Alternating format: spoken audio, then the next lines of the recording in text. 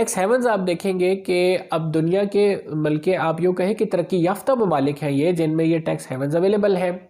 अब इन tax havens में इस तरह की अपॉर्चुनिटी दी जाती है कि अगर आपकी क्रिमिनल मनी है, क्राइम से जनरेटेड मनी है, तो भी आपसे कोई सवाल नहीं करेगा और वो मनी आप इन बैंक्स में रख सकते हैं, इन कंट्रीज़ में रख सकते हैं। उससे इनको क्या फ़ायदा होता है? इनको ये होता है कि इनके पास वो मनी सर्कुलेशन में रहती है, और जो गरीब ममालिक हैं उनका नुकसान ये हो जाता है कि वहाँ से वो मनी ड्राई आउट हो जाती है। इसकी मिसाल मैं आपको इस तरह देता हूँ कि जैसे हम पाकिस्तान की एग्जांपल ले लेते हैं। अगर पाकिस्तान में आप एक भी जगह टैक्स हेवन्स बना देते हैं, जैसे सीपेक है, सीपेक के आसपास आप इकोनॉमिक जोन्स बना रहे हैं, उनमें से कुछ जोन्स को आप टैक्स हेवन डिक्लेयर कर देते हैं, तो इसका नतीजा ये निकलेगा कि यूरोपियन कंट्रीज़ में या यूनाइटेड स्टेट्स में या मिडिल ईस्ट में हर वो इंडिविजुअल, हर वो फर्म जो किसी भी तरीके से नेगेटिव मनी को जनरेट करने में, ब्लैक मनी को जनरेट करने में शामिल है और उनके कंट्रीज़ के रूल्स एंड रेगुलेशंस जो है वो स्ट्रिक्ट हैं, वो फौरी तौर पे पैसा पाकिस्तान में ट्रांसफ़र करना शुरू कर देंगे। वो पैसा इलीगल पैसा होगा उस कंट्री के कानून के तहत, लेकिन वो कंट्री जो है वो पाकिस्तान से सवाल नहीं कर सकता कि आपके पास पैसा क्यों आया, और पाकिस्तान के अंदर मनी की सर्कुलेशन बढ़ जाएगी। ज़ाहिर है आपके पास डॉलर्स आएंगे या यूरो आएंगे या और कोई इस तरह की करेंसी जब आ जाएगी तो ऑटोमेटिकली आपके कंट्री के अंदर जो मनी सर्कुलेशन है उसमें इजाफा हो जाएगा। इस तरीके से वो टैक्स हेवन्स हैं जो चलाई जाती हैं यूरोपियन कंट्रीज़ में, और क्रिमिनल मनी जितनी है, ब्लैक मनी जितनी जनरेट होती है थर्ड वर्ल्ड कंट्रीज़ में, वो सब की सब ऑटोमेटिकली वहाँ जाती है। अब जी हम ये देखेंगे कि political misuse of economic power ये कैसे होता है, यानी इकोनॉमी की जो आपके पास किसी भी कंट्री के पास एक इकोनॉमिक पावर है उसको वो पॉलिटिकल गेन्स के लिए कैसे इस्तेमाल करते हैं। नंबर 1 इज़ मनी लॉन्ड्रिंग, जैसे मैं अभी बात कर रहा था, और मनी लॉन्ड्रिंग के लिए हम सबसे इम्पॉर्टेंट जो पाकिस्तान तो सबसे बेहतर जानता है फैटफ के हवाले से। फैटफ पर मेरा लेक्चर ऑलरेडी आ चुका है, जिन्होंने नहीं देखा अभी तक वो देख लीजिएगा। उस पर मैंने फैटफ पर बड़े वाज़े अंदाज में बताया कि वो कैसे काम करता है और किस तरीके से पॉलिटिकली मोटिवेशन होती है कि हमने फैटफ को कब इस्तेमाल करना है और किस कंट्री के अगेंस्ट इस्तेमाल करना है। दूसरी चीज़ है इंटरनेशनल एग्रीमेंट्स।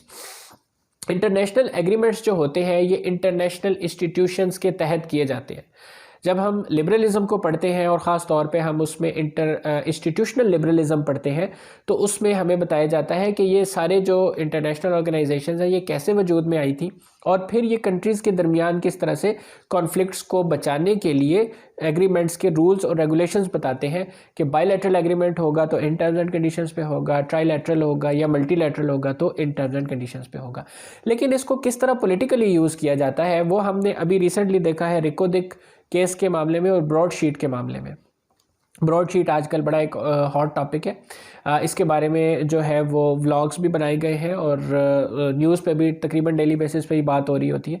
ये इस तरह की चीज़ें होती हैं इंटरनेशनल एग्रीमेंट्स के जिन में किसी भी कंट्री को इस तरीके से ब्लैकमेल किया जाता है कि वक्ती तौर पर उस चीज़ को दबा लिया जाता है और ज़रूरत पड़ने पर जब हमने उस कंट्री को ये कहना होता है कि आप जो है वो फ़लाँ मामलात के साथ इंटरनेशनली कॉम्प्लाई करें और वो नहीं करते और हमने उन पे फाइनेंशियली बर्डन डालना होता है, बर्डनाइज करना होता है, तो हम ये केसेस खोलना शुरू कर देते हैं।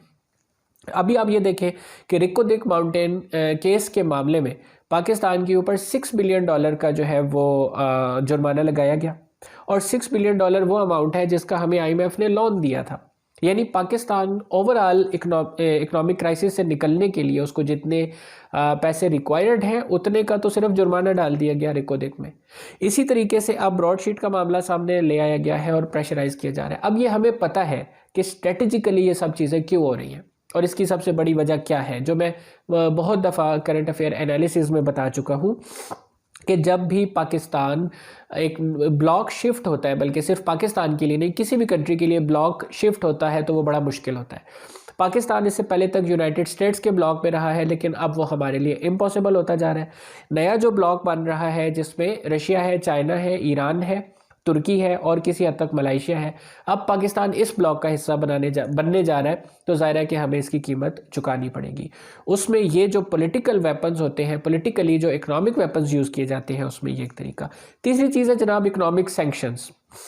इकोनॉमिक सैंक्शंस हमने ख़ास तौर पे देखा है कि यूनाइटेड स्टेट्स जो है वो इस पॉलिसी को यूज़ करता है। रशियन इंडिविजुअल्स के ऊपर इकोनॉमिक सैंक्शंस लग रही होती हैं, चाइना के ऊपर इकोनॉमिक सैंक्शंस लग रही हैं, ईरान के ऊपर सैंक्शंस लग रही हैं, वेनेजुएला के ऊपर लगी हुई हैं, नॉर्थ कोरिया पे लगी हुई हैं, सीरिया पर लगी हैं, यमन पे लगी हैं। इकोनॉमिक सैंक्शंस ये होती हैं क्योंकि देखिए ना, ग्लोबल मार्केट जो है, ग्लोबल इकोनॉमिक मार्केट जो है, उसमें सबसे ज़्यादा इन्फ्लुएंस यूनाइटेड स्टेट्स का है। क्योंकि जो जिस तरीके से मैं अभी आपको बता रहा था, ब्रेटन वुड कॉन्फ्रेंस के बाद गोल्ड को पैरामीटर बनाया गया था, इसी तरीके से डॉलर को भी पैरामीटर बना दिया गया था। अब इसका मतलब ये है कि जितना गोल्ड आपके लिए इंपॉर्टेंट है उतना ही डॉलर इंपॉर्टेंट है। हालांकि डॉलर एक करेंसी है।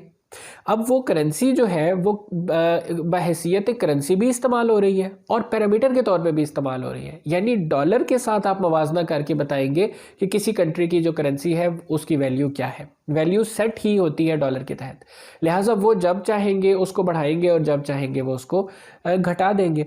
लेकिन अब जो चीज़ होती है इकोनॉमिक सैंक्शंस में, वो ये होती है कि किसी कंट्री के ऊपर आप सैंक्शन लगा दें तो कोई और कंट्री भी उसके साथ डील नहीं कर सकता। इसी वजह से अभी रिसेंटली जो है इस चीज़ को, इकोनॉमिक सैंक्शनिंग को, ईरान ने इकोनॉमिक टेररिज्म का नाम दिया है। क्योंकि अभी तो खैर आप देख रहे हैं कि ईरान जो है वो वर्स्ट इकोनॉमिक सैंक्शंस फेस कर रहा है विदाउट एनी रीज़न। मतलब यूनाइटेड स्टेट्स को ये लगता है, बल्कि यूनाइटेड स्टेट्स में भी डोनाल्ड ट्रंप को ये लगता है कि Iran nuclear deal was a bad deal, लिहाजा उसने ईरान के ऊपर जो है वो मैक्सिमम प्रेशर कैंपेन के तहत सैंक्शंस लगा दी। और वो सैंक्शंस ऐसी है जो कोविड के दिनों में इवन उनमें इजाफा कर दिया गया, जब ईरान को मेडिकल सप्लाईज़ की ज़रूरत थी और यहाँ तक थी कि उन्होंने IMF से लोन लेने की बात भी की। लेकिन तो ये हुआ कि उनका लोन अप्रूव नहीं किया गया। दूसरा ये हुआ कि उनके ऊपर मज़ीद सैंक्शंस लगा दी गई ताकि कोई मेडिकल सप्लाईज़ भी ईरान को ना दे सके। तो इस वजह से इसको इकोनॉमिक टेररिज्म का नाम दिया गया है। और ठीक है, in that case it is a kind of terrorism. और उसके बाद जी हम करंट इश्यूज़ को देखेंगे, जिसमें सबसे पहले US चाइना की ट्रेड वॉर है, 2017 में शुरू हुई है। US ने जो है वो चाइनीज़ प्रोडक्ट के ऊपर टैरिफ लगाने शुरू कर दिए। इसको जो है वो डोनाल्ड ट्रंप ने प्रोटेक्शनिज्म का नाम दिया और उन्होंने कहा कि बुनियादी तौर पर ये इसलिए ज़रूरी है कि चाइना की जो चीज़ें हैं वो इतनी सस्ती हैं कि अमेरिकन जो मार्केट्स हैं वो इस तरीके से तो बंद हो जाएंगी। अमेरिकन जो इंडस्ट्रीज़ हैं उनको मुसलसल नुकसान होता जा रहा है, लिहाजा उनको प्रोटेक्ट करने के लिए हम चाइनीज़ प्रोडक्ट पे टैरिफ लगाएंगे। उस तरह के टैरिफ्स यूरोप पे भी लगा दिए गए, कनाडा पे भी लगा दिए गए, but that is another debate.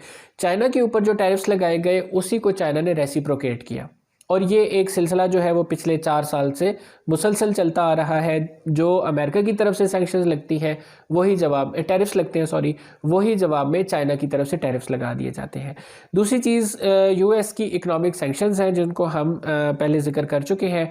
और तीसरी चीज़ है जनाब डिजिटल इकॉनमी। डिजिटल इकॉनमी जो है वो बड़ी तेज़ी से अब फ़रोग पाती जा रही है और इसके बारे में ये भी कहा जाता है कि कोविड-19 जो है वो बुनियादी तौर पे एक एफ़र्ट है for the reshaping of global economic system. क्योंकि आप ये देखेंगे कि कोविड-19 के बाद से जो फिज़िकल एक एक्टिविटीज़ होती थी, जो बिज़नेस था या दीगर चीज़ें थी या हमें फ्यूल की रिक्वायरमेंट होती थी, वो सब कुछ एकदम से जो है वो फ्लॉप हो गया है, ब्लैकआउट हो गया है। अब जिस चीज़ की तरफ दुनिया जा रही है वो डिजिटल इकॉनमी है, जिसमें आपके पास डिजिटल करेंसीज़ हैं, क्रिप्टो करेंसीज़ हैं, ऑनलाइन सेल परचेज़ का काम है, ऑनलाइन बिजनेस है जिसके ज़रिए से अर्निंग की जा रही है। तो ये एक रीशेपिंग ऑफ ग्लोबल इकोनॉमी है। इसके पॉलिटिकल मोटिवेशंस क्या होंगे ये तो आने वाला वक्त ही बता सकता है, लेकिन जनरली जो चीज़ हम देख रहे हैं वो ये देख रहे हैं कि एक दफ़ा फिर ग्लोबल इकोनॉमी के अंदर शिफ्ट आ रहा है।